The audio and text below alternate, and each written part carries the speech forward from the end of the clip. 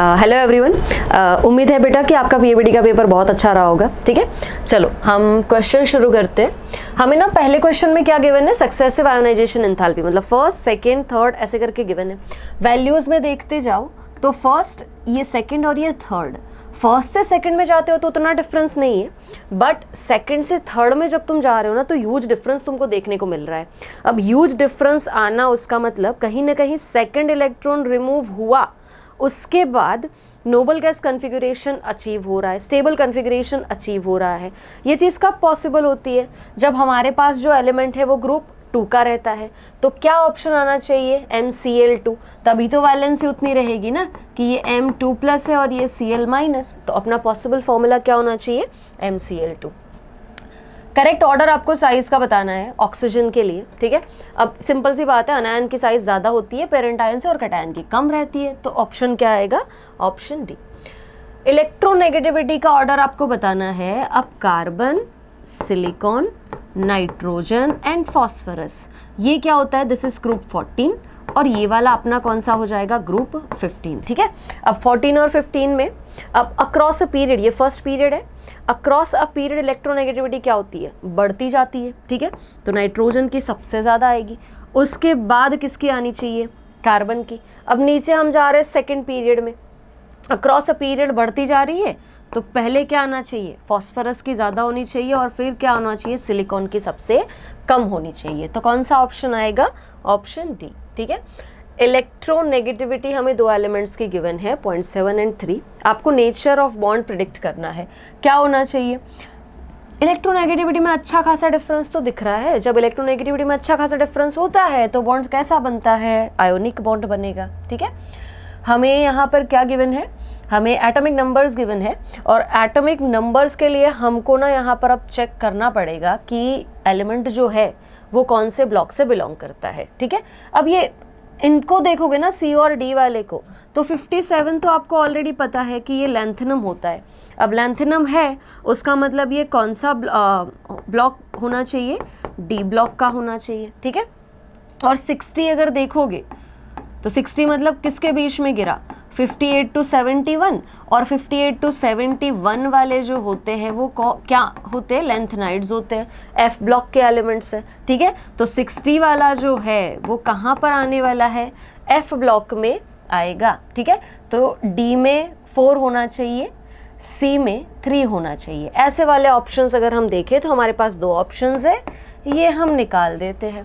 अब बचा 52 एंड 56 हमको चेक करना है। ठीक है, हमारे पास एक डायरेक्ट फॉर्मूला भी तो है कि हम ग्रुप नंबर चेक कर सकते हैं। कैसे चेक करते हैं हम, कि 18 प्लस यहाँ पर क्या किया जाएगा, गिवन एटॉमिक नंबर। अब गिवन एटॉमिक नंबर कितना है, 52 है। ठीक है, और उसके बाद हम क्या करते हैं, जो nearest next noble gas configuration रहेगा हम उससे कैलकुलेट करते हैं। ठीक है, तो ये 18 - 2 मतलब ग्रुप नंबर कौन सा मिलेगा, 16, ऑक्सीजन के ग्रुप का है ये।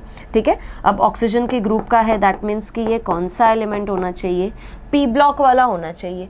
तो ए में 2 होना चाहिए, ए में 2 हो वैसा हमारे पास ये ऑप्शन है। ठीक है, तो क्या होना चाहिए, सी आना चाहिए आंसर आपका।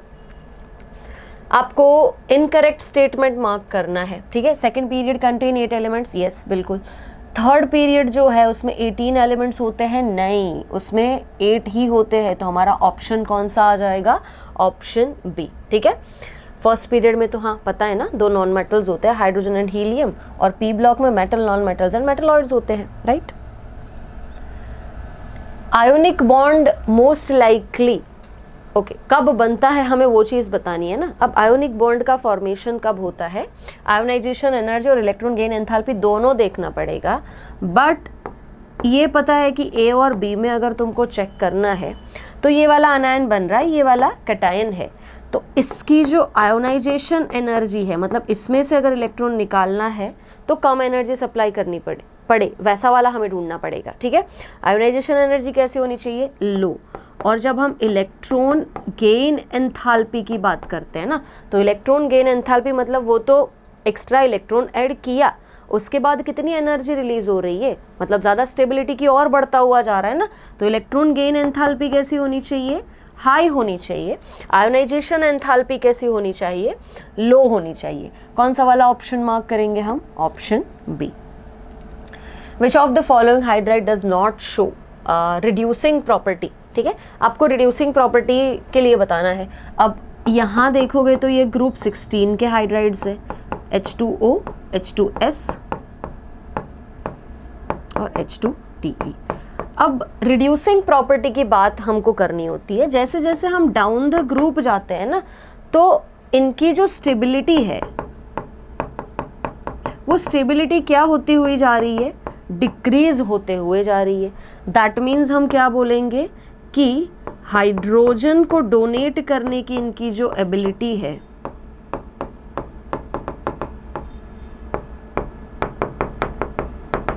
वो इंक्रीज होते हुए जा रही है, क्योंकि बॉन्ड जो है वो वीक होता हुआ जा रहा है ना, तो हाइड्रोजन वहां से इजीली निकल सकता है।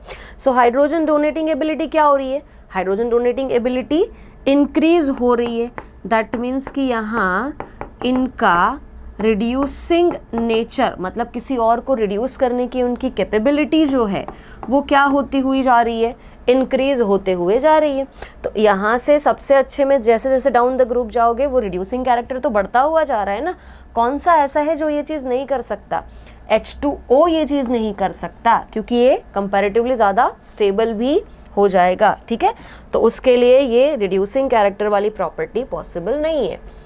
आपको बताना है थर्मल स्टेबिलिटी, हमने अभी इसको डिस्कस किया कि ऑक्सीजन, सल्फर, सेलेनियम और टेल्यूरियम में जैसे जैसे आप डाउन द ग्रुप जाओगे तो यहाँ जो स्टेबिलिटी है वो क्या होती हुई जा रही है, डिक्रीज होते हुए जा रही है ना। तो H2O वाली की स्टेबिलिटी सबसे ज़्यादा, फिर H2S, फिर H2SE और फिर H2TE आ जाएगा। हमें बताना है decreasing order of their basicity. अब ग्रुप 15 के हाइड्राइड्स हैं NH3, PH3, ASH3, SBH3 and BiH3, ठीक है। ये है हमारे पास हाइड्राइड्स। अब यहाँ पर ना जैसे जैसे हम डाउन द ग्रुप जा रहे हैं, ठीक है, डाउन द ग्रुप जाओगे तो साइज क्या होती हुई जा रही है, नाइट्रोजन से फॉस्फोरस, फॉस्फोरस से आर्सेनिक, आर्सेनिक से एंटीमनी, एंटीमनी से बिस्मथ, साइज क्या होती हुई जा रही है, इंक्रीज होती हुई जा रही है, ठीक है। अब साइज इंक्रीज होते हुए जा रही है तो हम ना ऐसा बोल सकते हैं कि जो इलेक्ट्रॉन डेंसिटी, मतलब इनके स्ट्रक्चर के ऊपर, ये तो ऐसा एग्जिस्ट करते हैं ना, इनके ऊपर लोन पेयर रहती है, ठीक है। तो जो इलेक्ट्रॉन डेंसिटी है हम बोल सकते हैं कि वो लेस कॉन्सेंट्रेटेड होती हुई जा रही है, ठीक है, क्योंकि down the group size increase होते हुई जा रही है ना। तो इलेक्ट्रॉन डेंसिटी अब जो है वो धीरे धीरे, मतलब समझो कि डिस्पर्स हो रही है, स्कैटर हो रही है। तो डोनेटिंग एबिलिटी जो है वो सबसे ज़्यादा किसकी होनी चाहिए, जहाँ अगर तुम बात करोगे तो इलेक्ट्रॉन डेंसिटी ज़्यादा कॉन्सेंट्रेटेड है, वो इजीली इलेक्ट्रॉन्स को डोनेट कर पाएगा पकड़ के। ऐसा कौन होता है, सबसे छोटी साइज जिसकी होगी वो। तो नाइट्रोजन से फॉस्फोरस, फॉस्फोरस से आर्सेनिक, आर्सेनिक से एंटीमनी और एंटीमनी से बिस्मथ। सबसे अच्छा बेस अगर तुम बात करोगे ना तो NH3 जो है वो सबसे अच्छा बेस बनना चाहिए, क्योंकि उसके ऊपर इलेक्ट्रॉन डेंसिटी जो है वो ज़्यादा कॉन्सेंट्रेटेड है उसकी साइज़ के अकॉर्डिंग, ठीक है। तो NH3, PH3, ASH3, SBH3 and BiH3, ठीक है, ये होना चाहिए। अब given below are two statements, one labelled as assertion, दूसरा ओके, ठीक है। अब एलिमेंट्स जो है ग्रुप 16 के, they generally show lower value of first ionisation enthalpy compare to the corresponding elements of group 15। Correct है ना, क्योंकि ग्रुप 15 वाले जो है उनके आयोनाइजेशन एंथैल्पी हाई रहती है। क्यों, बिकॉज इनका जो कन्फिगरेशन देखोगे तो कैसा रहता है, हाफ फिल्ड कन्फिगरेशन रहता है ना, तो करेक्ट है, ठीक है। Due to extra stable half filled p orbitals, electronic configuration of group 15 elements, larger amount of energy is required to remove the electrons. Correct चीज़ है और एक्सप्लेनेशन भी करेक्ट है। तो both A and R are true and R is the correct explanation of A। अब देखो question में हमें असर्शन एंड रीजन वापस दिया है, N2 is less reactive than P4। ये बात जो है वो तो बिल्कुल करेक्ट है कि नाइट्रोजन लेस रिएक्टिव होता है। Nitrogen has more electron affinity than phosphorus, नहीं, ये बात गलत है कि फॉस्फोरस की जो इलेक्ट्रॉन एफिनिटी होती है वो ज़्यादा होती है, नाइट्रोजन की तो साइज़ कम रहती है ना, ठीक है। तो N2 is less reactive than P4, yes, ये वाला जो है वो करेक्ट है, बट ये वाला जो सेंटेंस है ना वो कैसा है, इनकरेक्ट है। तो रीजन की तो फिर बात ही नहीं आती ना। क्यों नाइट्रोजन लेस रिएक्टिव होता है, 3 बॉन्ड्स होते हैं, बॉन्ड डिसोसिएशन एनर्जी उसकी बहुत ज़्यादा रहती है। तो हम सीधा क्या बोल सकते हैं कि असर्शन तो करेक्ट है, बट रीजन जो है वो रॉन्ग स्टेटमेंट है हमारे लिए, ठीक है। A sudden large jump between the values of second and third ionization potential of an element would be associated with, first question हमने जो देखा था ना वैसा है कि नहीं है कि सेकंड से थर्ड में जा रहे हो तो आयोनाइजेशन एनर्जी में लार्ज जंप आपको देखने को मिलता है। कब देखने को मिलता है, जब वो ग्रुप 2 का एलिमेंट होगा, ठीक है, नोबल गैस कन्फिगुरेशन 2 इलेक्ट्रॉन्स को निकालने के बाद अचीव कर रहा होगा, तभी जाके ये चीज़ पॉसिबल होगी, ठीक है। तो कौन सा आएगा, ऑप्शन डी। कैटेनेशन की प्रॉपर्टी ग्रुप 14 में अगर देखें तो कार्बन की सबसे ज़्यादा होती है, फिर सिलिकॉन, जर्मेनियम और टिन की ऑलमोस्ट सेम होती है, ठीक है। Consider the following situation and identify the correct statement. For every chemical reaction at equilibrium, standard Gibbs energy of reaction is 0. नहीं, standard हमेशा 0 है, ऐसा possible, ऐसा ज़रूरी नहीं होता ना। स्टैंडर्ड 0 होती है कि इक्विलिब्रियम जब 1 होता है, ठीक है। तो स्टैंडर्ड वाली बात, तो स्टेटमेंट 1 जो है वो तो फॉल्स हो जाएगा। At constant temperature and pressure chemical reactions are spontaneous in the direction of decreasing Gibbs free energy. Yes, delta G negative होना चाहिए ना, तो जाके रिएक्शन हमारा स्पॉन्टेनियस होता है, ठीक है। तो स्टेटमेंट 1 जो है it is incorrect, but statement 2 is correct, ठीक है।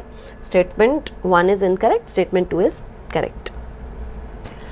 All reactions which are exothermic are spontaneous. All reaction in which entropy increases are spontaneous. सिर्फ एंट्रोपी या सिर्फ एंथैल्पी, ये तो कभी ये चीज़ डिसाइड ही नहीं कर सकती ना रिएक्शन की स्पॉन्टेनिटी को, डेल्टा जी डिसाइड करता है। दोनों फैक्टर्स एंट्रोपी और एंथैल्पी दोनों मिलकर ये चीज़ को डिसाइड करते हैं। तो हम क्या लिख सकते हैं कि both assertion and reason are false, क्योंकि हमेशा ऐसा ज़रूरी नहीं होता ना। In the following table which of the following options are correct. Okay, हम चेक करते हुए जाते हैं, स्पॉन्टेनिटी हमें बतानी है। Delta G is equal to delta H minus T delta S, हम इसके अकॉर्डिंगली बात करते हैं। अब जब डेल्टा जी नेगेटिव है और एंट्रोपी जो है वो पॉजिटिव है, ये टर्म पॉजिटिव है, तो ओवरऑल तुम देखोगे ना तो ओवरऑल डेल्टा जी कैसा हो रहा है, कुछ भी टेम्परेचर लगा लो नेगेटिव ही हो रहा है। दैट मीन्स रिएक्शन जो है वो आपकी कोई भी टेम्परेचर पे स्पॉन्टेनियस होगी, ठीक है। तो it is going to be spontaneous at all temperature, ये वाला तो करेक्ट है, ठीक है, ये वाला भी करेक्ट है। अगर पॉजिटिव और नेगेटिव में देखोगे, वापस से यहाँ पर आ जाओ कि delta G is equal to delta H minus T delta S, ठीक है। डेल्टा एच जब पॉजिटिव है, डेल्टा एच पॉजिटिव है, अब डेल्टा एस अगर देखोगे तो ये कैसा हो रहा है, ये नेगेटिव बोला है, तो ये तो नेगेटिव नेगेटिव हमेशा मिलके ये तो पॉजिटिव ही होगा। तुम कोई भी टेम्परेचर लगा लो वो नॉन स्पॉन्टेनियस होगा regardless of all temperature, regardless of any temperature. तो ये वाला जो ऑप्शन है वो भी हमारे लिए क्या है, करेक्ट है। दैट मीन्स दूसरा तो चेक करने की ज़रूरत ही नहीं है ना, हमारे पास एक ऑप्शन है कि all of these are correct, तो बात खत्म हो गई। हमारा आंसर क्या होना चाहिए, ऑप्शन डी, है ना, कि सारे के सारे सही है। Standard enthalpy of formation is not zero for, अब एंथैल्पी ऑफ फॉर्मेशन हम किसके लिए ज़ीरो लेते हैं, ज़ीरो किसके लिए लिया जाएगा, उसके स्टैंडर्ड स्टेट के लिए लिया जाता है ना। तो क्लोरीन गैसियस फॉर्म में हाँ ये उसका स्टैंडर्ड रहेगा, H2 गैसियस फॉर्म में हाँ उसका स्टैंडर्ड स्टेट है, Br2 लिक्विड फॉर्म में स्टैंडर्ड स्टेट रहेगा, बट ऑक्सीजन के लिए तो O2 होता है ना, O3 नहीं होता, तो it is not going to be zero for ozone. Hess law हम किसके लिए यूज़ करते हैं, एंथैल्पी ऑफ रिएक्शन को कैलकुलेट करने के लिए करते हैं। N2 + 3H2 रिएक्शन आपको गिवन है, आपको डेल्टा H बताना है। अब delta H is equal to हम क्या लिखते हैं, delta U plus delta NgRT, ये लिखा जाता है।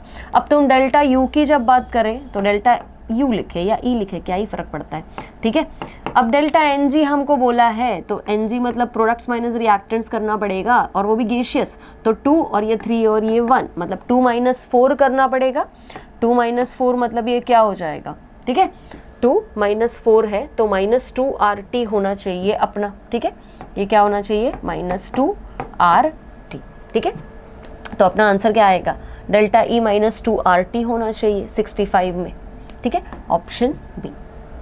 चले नेक्स्ट क्वेश्चन पे।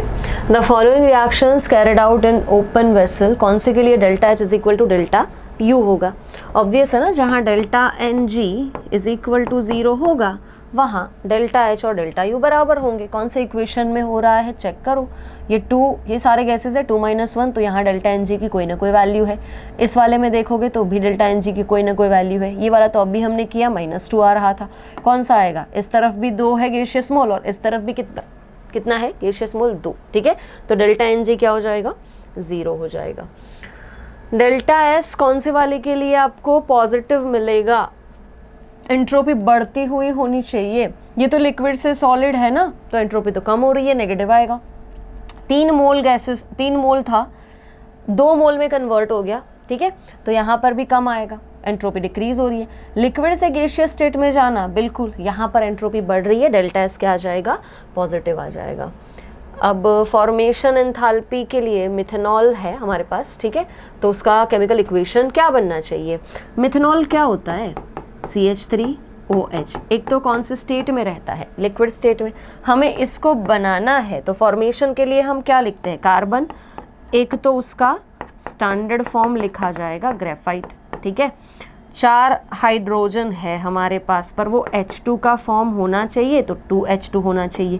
कौन से स्टेट में? गैसियस स्टेट में, ठीक है। और ऑक्सीजन है तो O2 मतलब हाफ होना चाहिए, तो जाके अपना काम बन पाएगा। तो कौन सा वाला ऑप्शन मार्क करोगे? ग्रेफाइट, हाफ O2, 2 हाइड्रोजन, दोनों गैसियस स्टेट में होने चाहिए ना, और ये लिक्विड, ठीक है। तो ऑप्शन कौन सा आ जाएगा? Option B.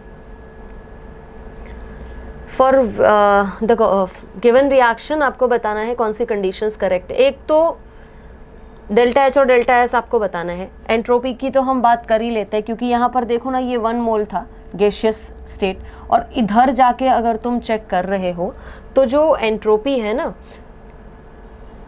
1 से 2 में कन्वर्ट हुआ, तो एंट्रोपी क्या हुई आपके लिए? बढ़ती हुई गई, राइट। एंट्रोपी बढ़ रही है ना, गैसियस मोल्स बढ़ रहे हैं, दैट मीन्स एंट्रोपी बढ़ी, तो डेल्टा एस जो है वो ग्रेटर देन 0 होगा। अब डेल्टा एस ग्रेटर देन 0 तो हमारे पास एक ही ऑप्शन में है, कौन सा ऑप्शन आ जाएगा? Option B. वैसे भी देखोगे तो डिकम्पोजिशन रिएक्शन है, decomposition reactions are generally endothermic, तो हम क्या बोलेंगे कि जो डेल्टा एच है वो कैसा होना चाहिए? ग्रेटर देन 0 होना चाहिए, ठीक है। आपको इनकरेक्ट स्टेटमेंट बताना है, G = H - Ts, वो तो बिल्कुल करेक्ट स्टेटमेंट है। ये वाला गलत है, माइनस होना चाहिए था यहाँ पर, ठीक है। तो इनकरेक्ट स्टेटमेंट ऑप्शन बी आ जाएगा।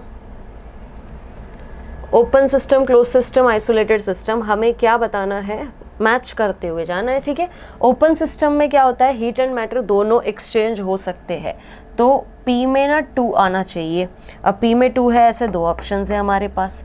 क्लोज्ड सिस्टम में एनर्जी ही हो सकती है एक्सचेंज, तो Q में आना चाहिए 3, ओनली हीट कैन एक्सचेंज, ठीक है। तो Q वाले में 3 आना चाहिए और R में आना चाहिए 1। कौन सा ऑप्शन आएगा? Option A. Which of the following is correct? एक तो फ्री एक्सपांशन लिखा है, दूसरा एडियाबैटिक कंडीशन लिखा हुआ है, तो Q तो 0 है बिकॉज एडियाबैटिक है। फ्री एक्सपांशन मतलब प्रेशर भी 0 है। अब डेल्टा U = Q + W होता है, ठीक है। डेल्टा U जो है, Q तो 0 ही है, P डेल्टा V करोगे, -P डेल्टा V होता है ना वर्क, तो ये डेल्टा U भी क्या मिल जाएगा? 0 मिल जाएगा। अब डेल्टा U 0 है, ये टेम्परेचर पूछ रहा है, तो इंटरनल एनर्जी तो एक ही चीज़ पे डिपेंड कर रही है, टेम्परेचर पे। टेम्परेचर में डिफरेंस, इंटरनल एनर्जी में डिफरेंस नहीं आया, चेंज नहीं आया, तो टेम्परेचर में भी कोई चेंज नहीं आएगा, ठीक है। तो डेल्टा T 0 होना चाहिए, वर्क भी 0 होना चाहिए। क्या क्या कंडीशंस मिली? एक ये हम चेक करते हुए जाए तो डेल्टा T = 0, और हमने एक और चीज़ बोली, बिकॉज प्रेशर 0 है तो W = -P डेल्टा V के अकॉर्डिंग W आपका क्या होना चाहिए? 0 होना चाहिए। तो क्या ऑप्शन मार्क करोगे? लास्ट ऑप्शन डी, ठीक है। करेक्ट रिलेशन बताना है K equilibrium and standard Gibbs free energy. हम क्या लिखते हैं इसके लिए? Delta G0 = -RT ln K, या तो हम क्या लिखते हैं?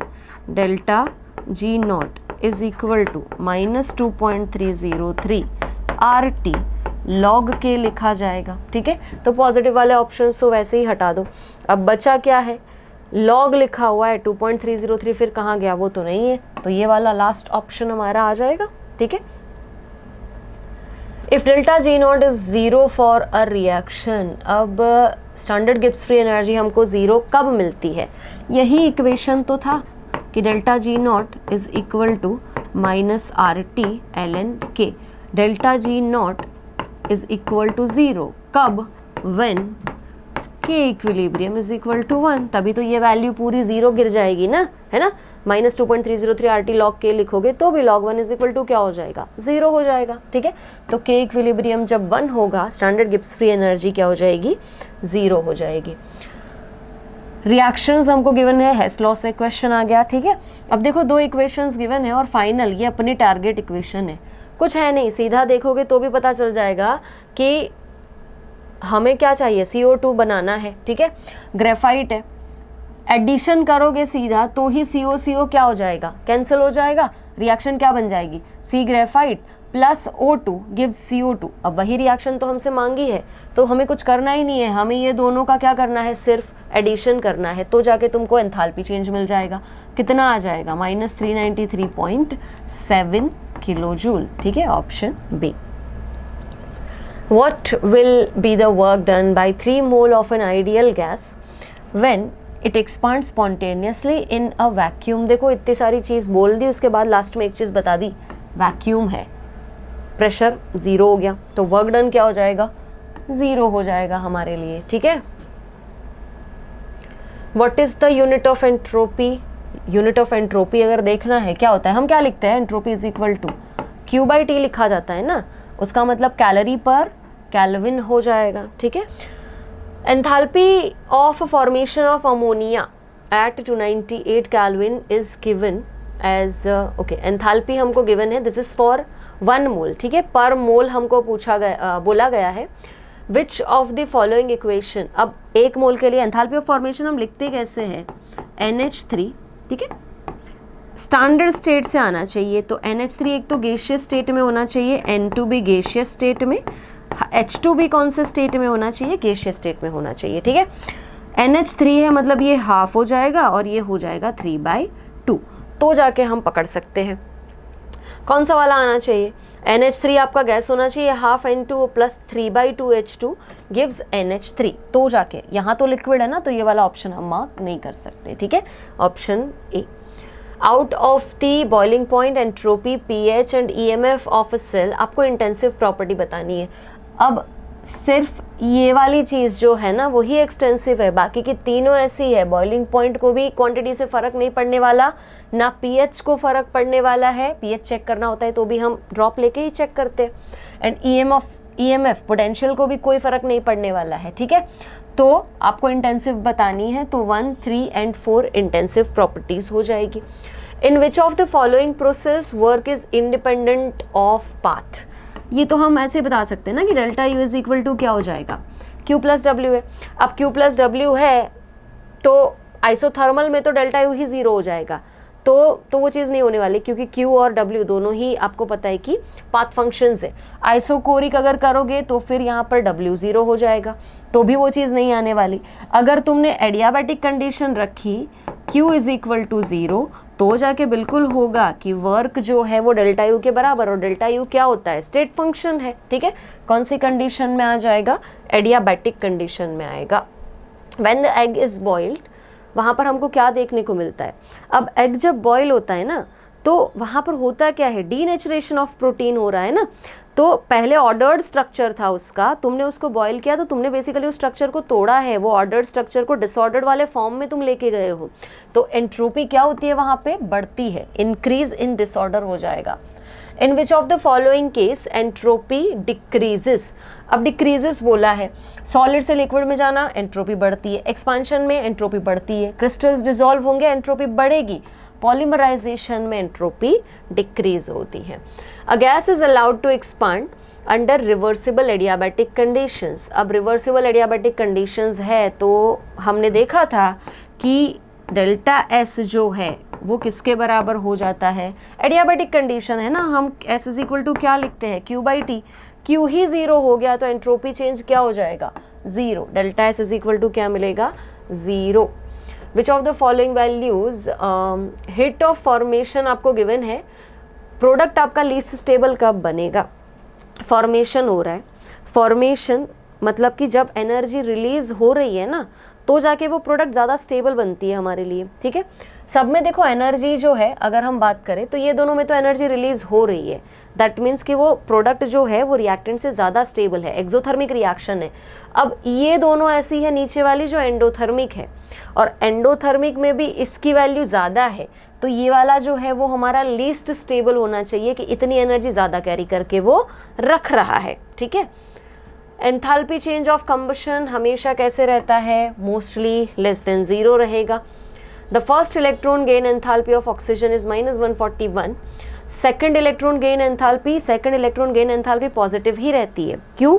क्योंकि एक तो ऑलरेडी उसके ऊपर एक इलेक्ट्रॉन तुम लेके आ गए हो, एक नेगेटिव चार्ज आ चुका है, दूसरा इलेक्ट्रॉन ऐड करना तो नेगेटिव, वो हमने जो आयन बनाया वो भी नेगेटिव है, इलेक्ट्रॉन जो आया वो भी नेगेटिव है, दोनों के बीच में क्या होगा? रिपल्शन, है ना। तो वो ज़्यादा जल्दी उसको पकड़ने वाला नहीं है, तो ये चीज़ जो है सेकंड इलेक्ट्रॉन गेन एंथैल्पी कैसी होती है? पॉजिटिव हो जाती है, ठीक है। तो ये कैसा रहेगा? It is a positive value, option A. The first ionisation enthalpy of aluminium आपको बताना है, हमें किस किस का गिवन है? Sodium, magnesium, silicon, okay. तो सोडियम आता है, फिर मैग्नीशियम आता है, फिर एल्यूमिनियम होता है और फिर सिलिकॉन आता है, ठीक है। थर्ड पीरियड के एलिमेंट्स अगर हम बात करते हैं तो फर्स्ट आयोनाइजेशन एंथैल्पी की वैल्यूज हमको गिवन है, ये कितनी है? 497। मैग्नीशियम की कितनी है? मैग्नीशियम की हमें गिवन है 738। सिलिकॉन की हमको कितनी गिवन है? हमें गिवन है 787। अब तुमको एल्यूमिनियम की प्रेडिक्ट करनी है। अगर तुमको याद है तो हमें ये ऑर्डर ना इंटरचेंज करना पड़ता है। क्यों? क्योंकि जब तुम देखोगे तो मैग्नीशियम जो है, मैग्नीशियम वाला कन्फिग्यूरेशन कैसा होता है? फुलफिल्ड रहता है ना, तो इसमें से एनर्जी जो है, मतलब आयोनाइजेशन एनर्जी उसकी एल्यूमिनियम से कैसी रहती है? ज़्यादा रहती है, क्योंकि उसमें से इलेक्ट्रॉन रिमूव करना हमारे लिए डिफ़िकल्ट होगा बिकॉज ऑफ इट्स कन्फिग्यूरेशन, ठीक है। तो जब हम ऑर्डर लिखते हैं तो हम जनरली क्या लिखेंगे? हमें ऑर्डर लिखना होगा, तो आयोनाइजेशन एनर्जी के लिए जब ऑर्डर लिखा जाएगा तो पहले हम लिखेंगे सोडियम, उसके बाद किसका आना चाहिए? एल्यूमिनियम, फिर आएगा मैग्नीशियम और फिर आएगा सिलिकॉन। तो हमें तो एल्यूमिनियम का पूछा जा रहा है ना, सोडियम का 497 है और मैग्नीशियम का 738 है, तो इन दोनों के बीच की वैल्यू जो है ना वो एल्यूमिनियम की होनी चाहिए। यहाँ एल्यूमिनियम है तो बीच वाला देखोगे तो 857 भी कट हो जाएगा, ठीक है। इससे नीचे वाली वैल्यू तो 488 भी कट हो जाएगा, 769 तो ऊपर का है। क्या आंसर आना चाहिए? 578, ठीक है। Among the following which is not according to the property indicated against it, size का अगर देखोगे तो सारी की सारी आइसो इलेक्ट्रॉनिक का स्पीशीज भी है हमारे लिए, ये 10 है, ठीक है। अब देखो आयोनिक साइज की हमको बात करनी है तो O2 माइनस है, अनायन है, ठीक है। फिर ये वाला कटायन आएगा और इसकी साइज सबसे कम रहेगी इफेक्टिव न्यूक्लियर चार्ज के अकॉर्डिंग देखें तो ये ऑर्डर बिल्कुल सही है, ठीक है।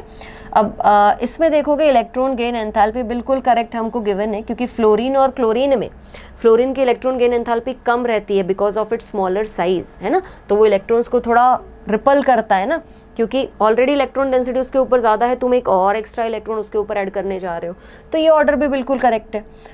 मेटेलिक रेडियस की अगर बात करें तो सोडियम, पोटेशियम, रुबिडियम और caesium down the group size बढ़ती जा रही है, बिल्कुल करेक्ट है। तो फिर कौन सा आना चाहिए? हमें तो इनकरेक्ट मार्क करना है ना यहाँ पर।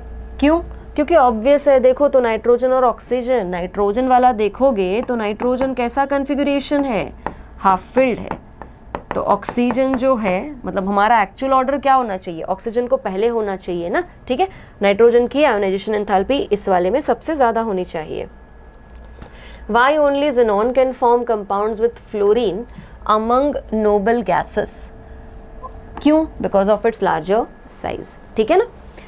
तो यहीं पे हमारा सोल्यूशन हो रहा है ख़त्म। मिलते हैं नेक्स्ट PABT में। Thank you.